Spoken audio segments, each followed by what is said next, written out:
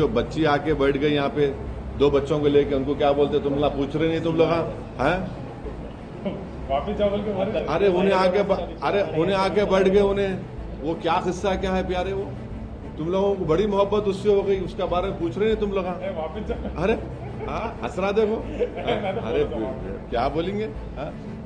और छोड़ना नहीं, अब के बार अगर कुछ एक्शन ले रहे तो घर में घुस के बैठ जाना, घर में घुस के मारते बोले ना, अब घर में घुस के बैठ जाना, खत्म। पीओके नहीं, पीओके का रेजोल्यूशन है पार्लियामेंट का, भारत की पार्लियामेंट का रेजोल्यूशन है, वो भारत का है बोल के खत्म होना है टेररिज्म, जो बार बार हर थोड़े दिन को जो टेररिज्म होता। देखिए, मैंने आप लोग जब प्रेस कॉन्फ्रेंस में ये बात कहा था कि काश 2019 में नरेंद्र मोदी वो जो लॉन्चिंग पैड्स की जमीन को हासिल कर लेते, जहां से लॉन्च पैड्स होते वो टेररिस्ट के, वो आप उसको ले लेते। अब आप जब ये आपकी न्यूज अगर सही है तो बहुत अच्छा है, हमको जाके वहां पे ले लेना चाहिए। मेरे को नहीं मालूम, आपके ऊपर आप बोल रहे खाली करके चले गए, तो खाली करके चले गए तो फिर हम जाके बैठना वहां पे और छोड़ना नहीं। अब के बार अगर कुछ एक्शन ले रहे तो घर में घुस के बैठ जाना, घर में घुस के मारते बोले ना, अब घर में घुस के बैठ जाना, खत्म। ये होना चाहिए। पीओके ले लेना नहीं, अरे गवर्नमेंट खुद बोल रही, एक बात सुनिए, पीओके नहीं, पीओके का रेजोल्यूशन है पार्लियामेंट का, भारत की पार्लियामेंट का रेजोल्यूशन है, वो भारत का है बोल के। तो बीजेपी क्या बोलती, घर में घुस के बोले डैश डैश बोले, हम बोले घर में घुस के बैठ जाओ आप। ये खत्म होना है टेररिज्म, जो बार बार हर थोड़े दिन को जो टेररिज्म होता। आप देखिए हैदराबाद में लुम्बिनी पार्क का हुआ, दिलसुख नगर का हुआ। मैं एक शर्मा साहब को जानता हूं, तेलुगु के पंडित हैं, उन्होंने अपनी बेटी को खो दिए।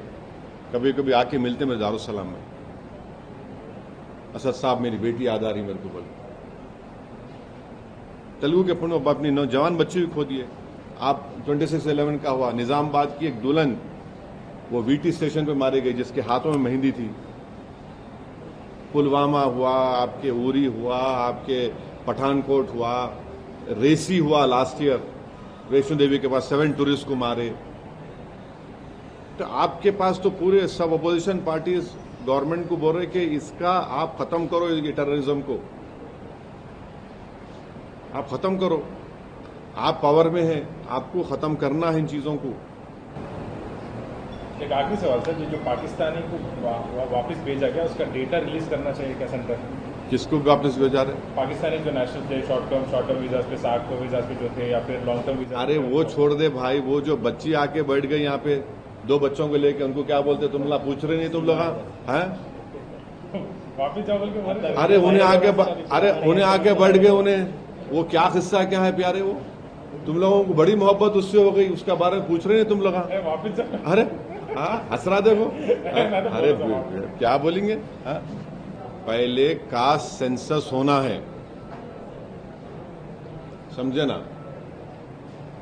जब आप कास्ट सेंसस करेंगे तो हाल हकीकत मालूम होंगी, और कास्ट सेंसस होगा तो पसमानदा मुसलमान का भी होना और जो गैर पसमानदा उनका भी होना, फॉरवर्ड कास्ट का भी होना, मालूम होना कि अगर फॉरवर्ड कास्ट के है तो वो लोग कितने डेवलप्ड और फॉरवर्ड है या कितने बैकवर्ड है, पसमानदा मुसलमान है तो कितने डिप्रावेशन उनमें है और है उनमें, और जो नॉन पसमानदा मुसलमान है उनमें कितना डिप्रावेशन है।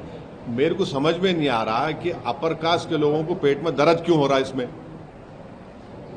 आप अपनी तकलीफ को, पेट के दर्द को, सर के दर्द को आप लाके मुसलमानों पे डालना चाह रहे, मत करिए। आपके सर का दर्द का इलाज आप खुद करिए।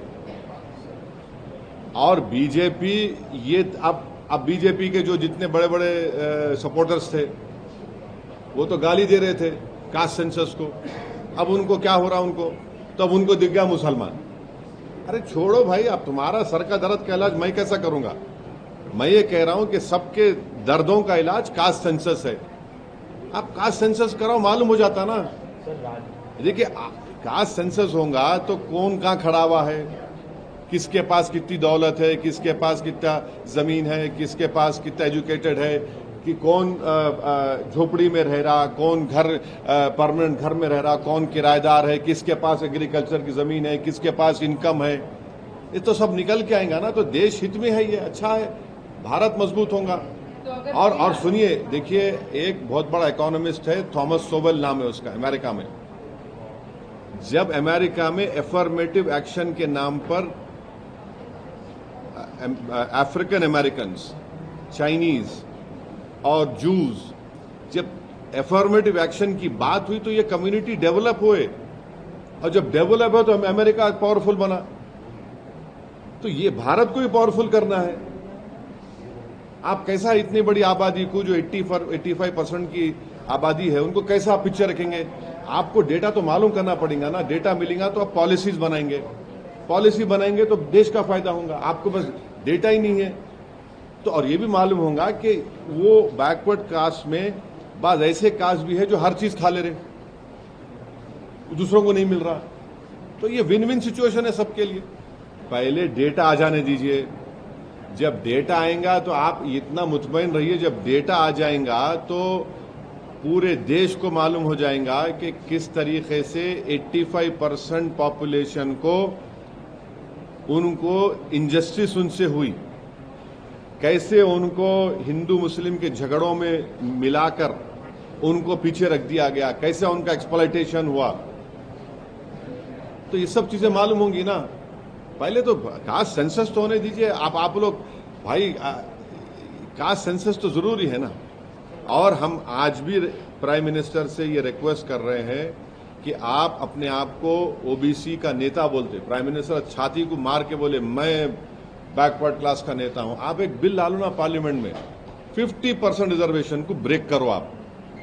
और सेंसस आप कब करेंगे? ये उसमें सेंसस कब शुरू करेंगे, उसको कब कंप्लीट करेंगे, और क्या 29 पार्लियामेंट इलेक्शन से पहले इंप्लीमेंट होगा नहीं होगा?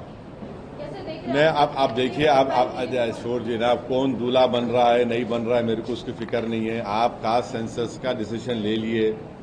और देखिए, केरला में आरएसएस की बैठक हुई थी, वो बैठक में भी उन्होंने इन अ वे बोले कास्ट सेंसस कराओ बोल के।